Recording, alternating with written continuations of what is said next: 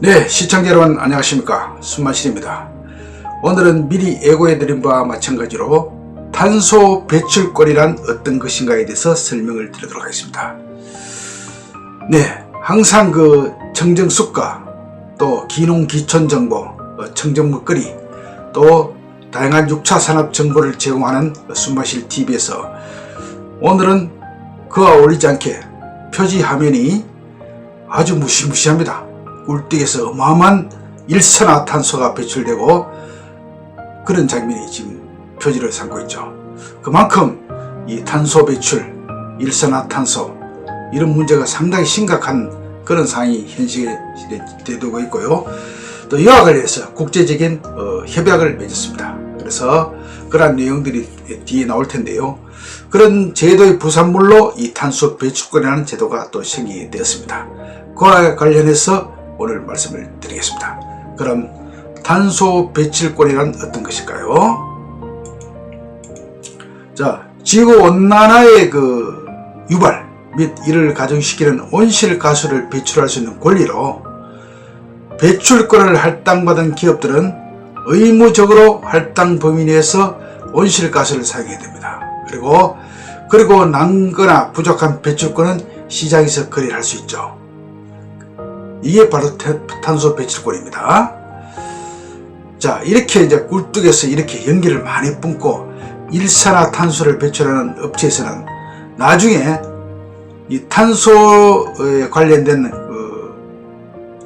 배출권을 사야 됩니다. 사야 돼요. 그렇지 않으면 나중에 페널티를 묻고 벌금을 물고 이렇게 되는 것이죠. 그러면은 반대로 탄소 배출권을 파는 업체가 있겠죠. 그런 데는 바로 예를 들어서 탄소를 배출하지 않는 그런 업체가 있을 것입니다. 예를 들면은 전기 자동차 업체도 될 수 있고요. 또 일반 우리가 자연을 말하자면 임업인, 특히 그 숲을 가지고 있는 그런 숲에서 이렇게 그 산소를 이렇게 생산하고 탄소를 감축시키는 그런 숲을 가지고 있는 그런 기업, 또 그런 개인도 해당될 테고, 이런 분들이 앞으로 그 탄소를 배출권을 팔 수 있는 그런 권한이 앞으로 주어지게 된다는 그런 것을 말씀드리는 겁니다. 그래서 지금은 당장에 우리나라에서는 이렇게 시스템 제도가 되지는 않았는데 앞으로는 그렇게 될 가능성이 상당히 높다, 이렇게 볼 수 있는 것이죠. 자, 그 다음에 그 지구온난화의 주범인 이산화탄소, CO2라고 그러죠. 메탄, CH4, 아산화질소, N2O입니다. 그리고 수소화불화탄소, HFCS라고 그러죠. 그리고 과불화탄소, PFCS입니다. 그 다음에 육불화사황, SF6라고 그러죠. 이러한 온실가스를 배출할 수 있는 권리를 말합니다. 그래서 온실가스 중에서 이산화탄소가 비중이 가장 높아 대표적으로 이산화탄소 배출을 규제하기 위한 그런 게 이 탄소 배출권입니다.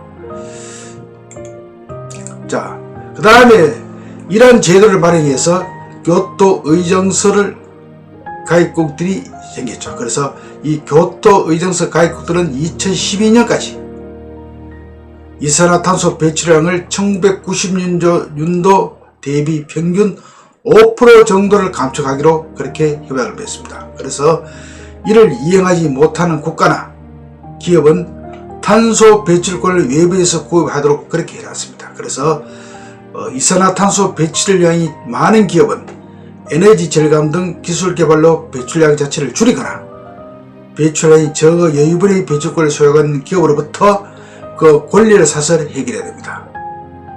그런 것이 이 탄소 배출권입니다.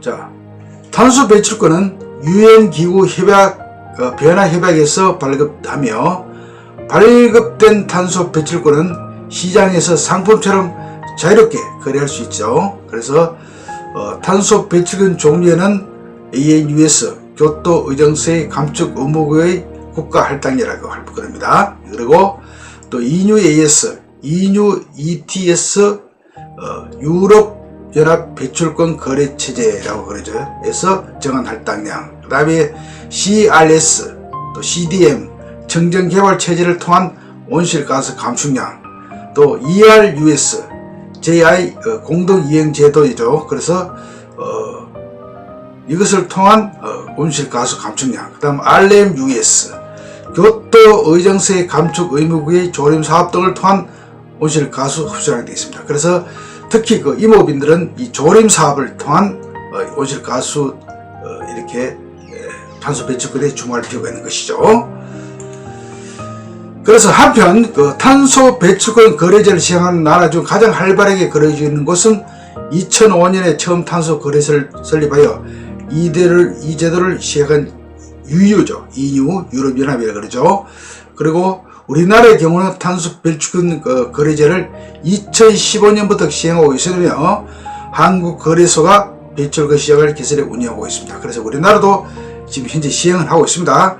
시행하고 있지만 아직 활발하게 지금 진행되지는 않고 있다. 지금 아직까지 시장 단계다. 이렇게 볼 수 있겠습니다. 자, 기업들이 이산화탄소 등 온실가스를 배출할 권리를 사고팔 수 있는 그런 제도라고 다시 볼 수 있죠. 그리고 국가나 기업별로 탄소 배출량을 미리 나눠준 뒤 할당량보다 배출량이 많으면 탄소 배출권 거래소의 배출권을 사야 됩니다. 반대로 남은 배출권을 거래소에 팔 수도 있죠.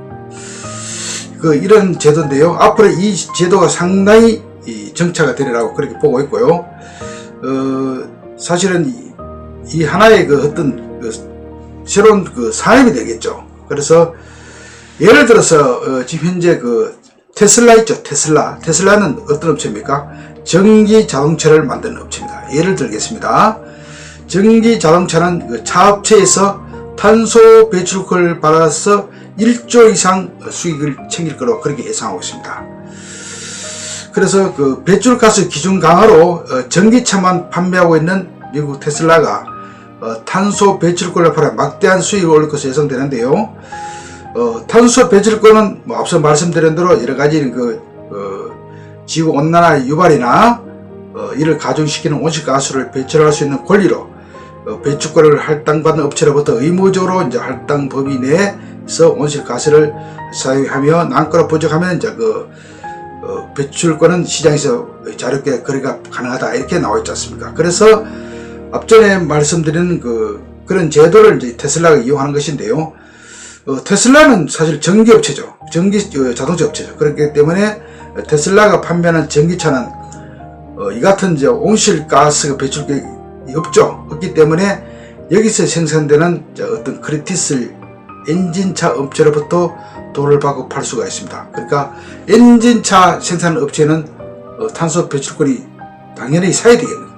그 다음에 테슬라 같은 업체에서는 탄소 배출권을 팔 수 있는 거죠. 이런 어떤 거래가 이루어지는 것입니다. 그리고 지금 사실 EU 이야기를 했는데요. 제일 먼저 시작이 EU라고 그랬죠. 유럽연합인데요.